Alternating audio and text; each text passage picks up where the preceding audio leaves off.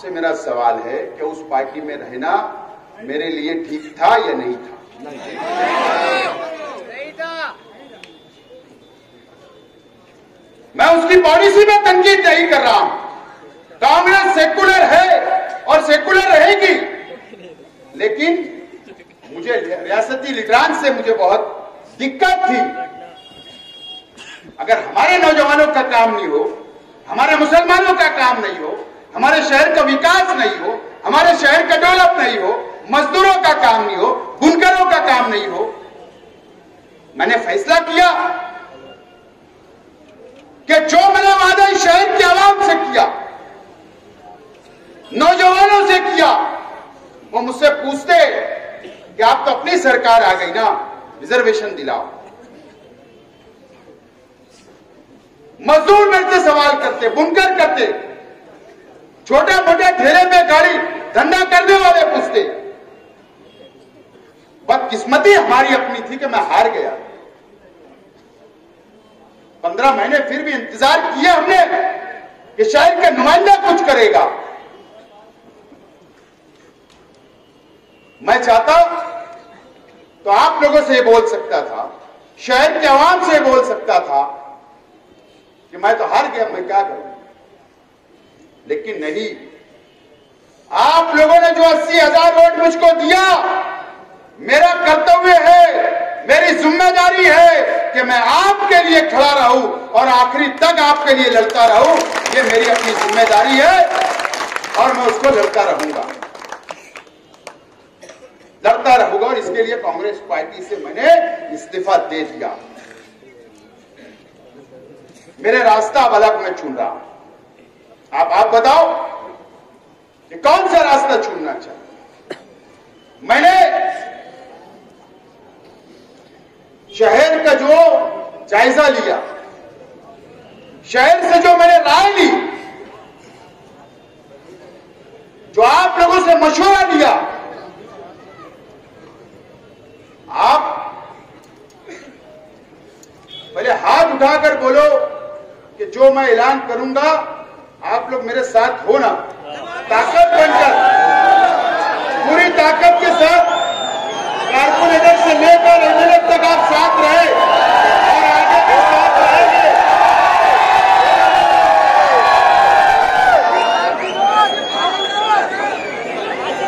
नहीं तो पता चला मैं आगे गया पीछे गया, ऐसा तो नहीं होगा।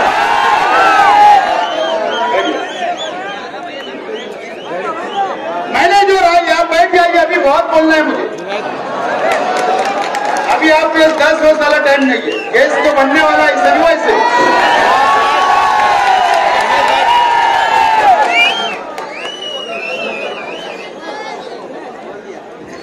तो जो राय मैंने लिया आप लोगों से, जो आप लोगों ने राय दी, तो कई लोग, अगर उसका परसेंटेज निकाला जाए, जरा आप, मैं मुद्दे की बात कर रहा हूं, आप साइलेंस,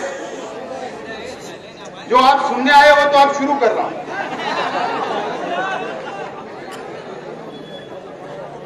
डीवाईएसपी मैडम से मेरी विनंती है कि बस अब 10-15 मिनट में मामला खत्म हो जाएगा। मैंने जो चौक चौराहों के ऊपर जाकर आपसे जो राय ली, कई लोगों ने राष्ट्रवादी कहा, कई लोगों ने शिवसेना कहा, कई लोगों ने आप पार्टी कहा, कई लोगों ने जनता दल कहा, कई लोगों ने, यहां तक कुछ लोग जज्बात में होंगे भाजपा, कई लोगों ने कहा कि अपनी पार्टी बनाओ, कई लोगों ने कहा कि कांग्रेस में वापस चले। ये सब बातें आई। मैं चाहता जैसे प्रेस कॉन्फ्रेंस लिया वैसे प्रेस कॉन्फ्रेंस लेता चला जाता। अब मुझे उम्मीद थी कि आप लोग मेरे फैसले के ऊपर कोई एतराज नहीं करते, लेकिन मेरी सोच वैसी नहीं है।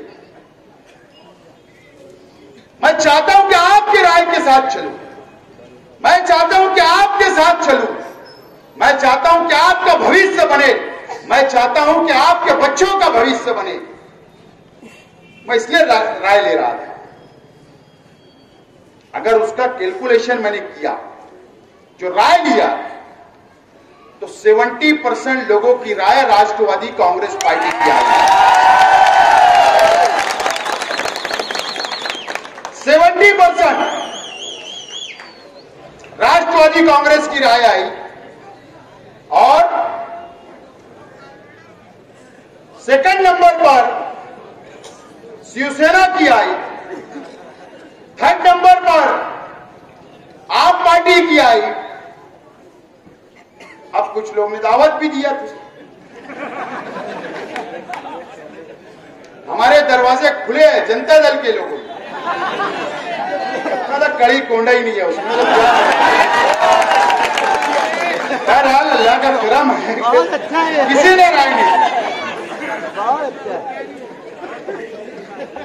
मैं बोलता हूं जनता दल के लोग सबसे बड़े भ्रष्टाचारी, सबसे बड़े शहर के अंदर विकास को रुकावट बनने वाले,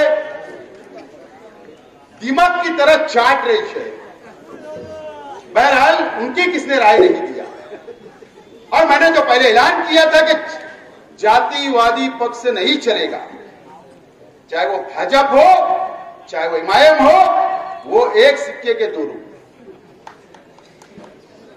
उनका तो सवाल ही नहीं। लेकिन राष्ट्रवादी कांग्रेस पार्टी जब राय आने लगी और जब मैंने इस्तीफा दिया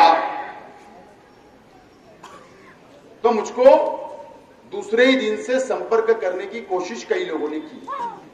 जैसा कांग्रेस के लीडरान ने की, वैसा एनसीपी के लीडरान ने की, वैसे वंचित बहुजन आघाड़ी के लोगों ने की, आपके लोगों ने की, शिवसेना के लोगों ने की। जैसे मैंने माहौल देख लिया कि राय एनसीपी की तरफ जा रही, तो एनसीपी के जैसी राब्ता मुझे कांटेक्ट करने की कोशिश की गई, मैं से कांटेक्ट हुआ। कांटेक्ट होने के बाद मैं 2 मरतबा एनसीपी के लीडरान से मीटिंग मेरी मुंबई में हुई। इसीलिए तो जलसा लिया बताने के लिए।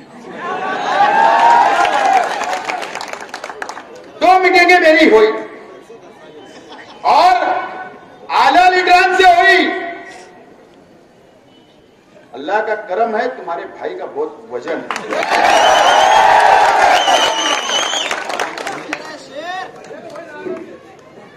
बहुत वजन, अल्लाह ने बहुत इज्जत से नवाजा।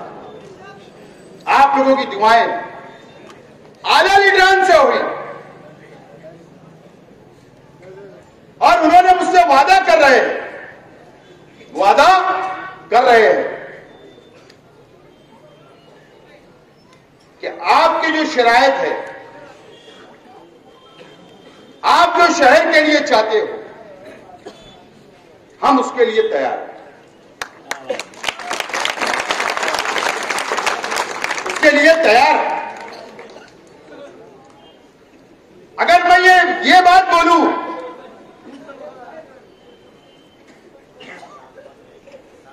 कि 90% बात मैंने कर चुका हूं, 90% बात मैंने लीडरान से कर चुका हूं, लेकिन मैंने 10% रोक के रखा। अब 10% क्यों? मैं वापस भी हो सकता हूं, फिर आपसे मशवरा भी कर सकता हूं। जो मैंने ड्राफ्ट कमेटी बनाई, जो ये मेरे हाथ में है, ड्राफ्ट कमेटी ने क्या कहा, मेरे को क्या कहा, और मैं उसकी दलील भी दूंगा। थोड़ा वक्त तो 5 मिनट और को इंतजार करना पड़ेगा। उन्होंने कहा कि आप बात करो। मैंने कोई जाकर एनसीपी से वादा करके नहीं आया, अभी सिर्फ बात चल रही है। लेकिन उन्होंने कहा कि मुसलमानों को रिजर्वेशन का जो आपका शिद्दत से मुतालबा रहा, उसके बारे में बात करिए। उसमें वो क्या बोलना चाहते हैं, क्या वादा करना चाहते हैं। दूसरी बात उन्होंने कहा कि एनआरसी सीएए के बारे में एनसीपी लीडरान क्या चाहते हैं, आप बात करिए, वो हमसे क्या वादा कर रहे थे। तीसरी बात उन्होंने कही जो ड्राफ्ट कमेटी ने दी कि 122 जो असंगठित कामगार, जो पावर लूम मजदूर, फ्रूट वगैरह, जो मैंने कहा, उस बोर्ड के अंदर पैसा डालने वाले हैं या नहीं, उसके बारे में बात करिए। चौथी बात उन्होंने कहा ड्राफ्ट कमेटी ने कि मालेगांव शहर को इकलौती जिला बनाया जाएगा क्या। पांचवी बात उन्होंने कही कि मालेगांव शहर के रास्तों समेत मुजाफात के इलाके झोपड़पट्टी के अंदर खुसूसी फंड मिलेगा क्या।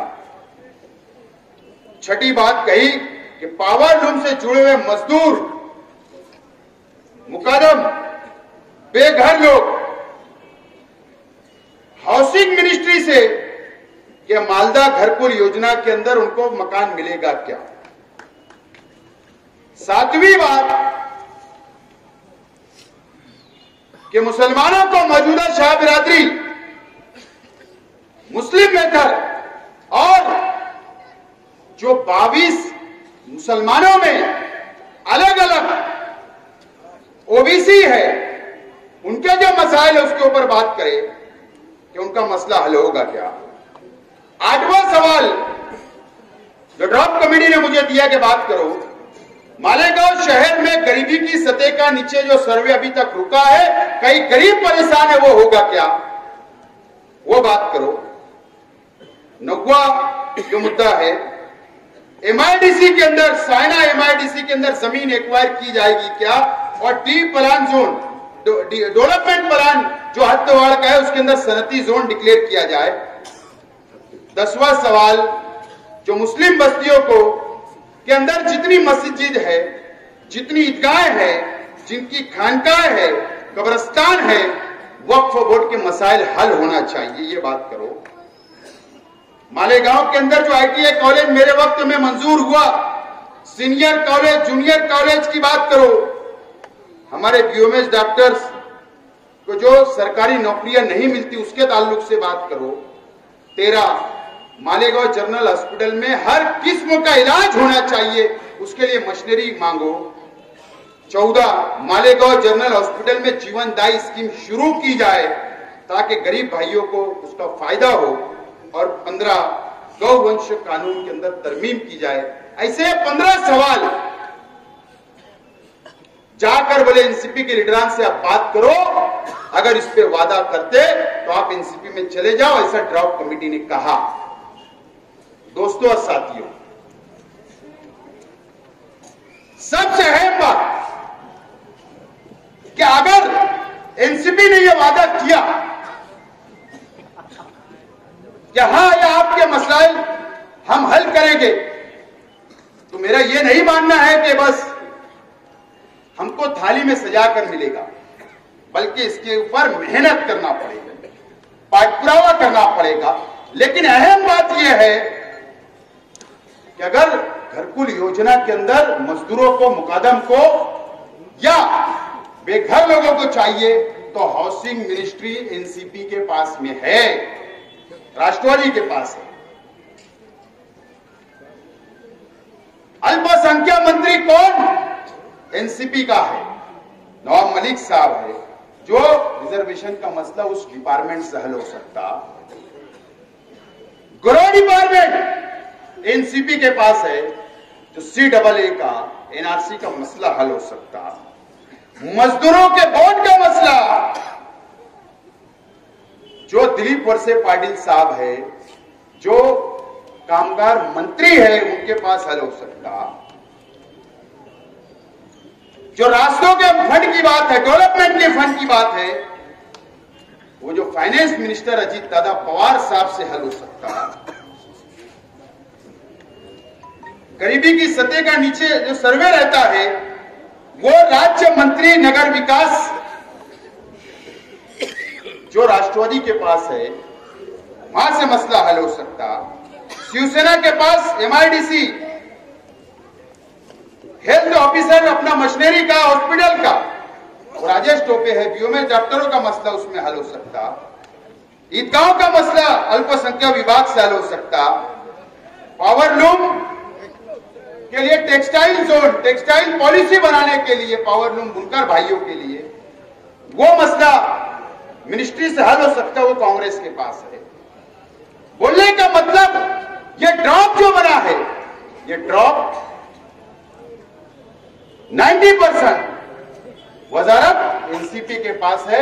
तो हमारे शहर के मसाइल हल हो सकते अगर हम एनसीपी में गए, लेकिन अगर एनसीपी वादा करती है तो।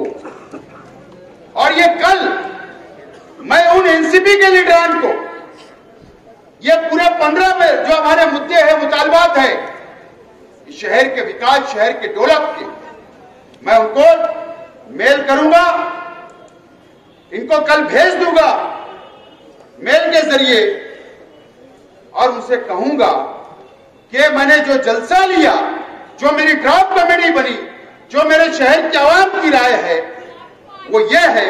आप इसके ऊपर अगर मुझको फोन पर भी कमेंटमेंट कर देंगे या वहां बुलाकर भी कमेंटमेंट कर देंगे तो मैं एनसीपी ज्वाइन करने के लिए तैयार हूं, लेकिन वादा आपको करना होगा, वादा करना होगा, ऐसा ही नहीं हवा में। और आपको पता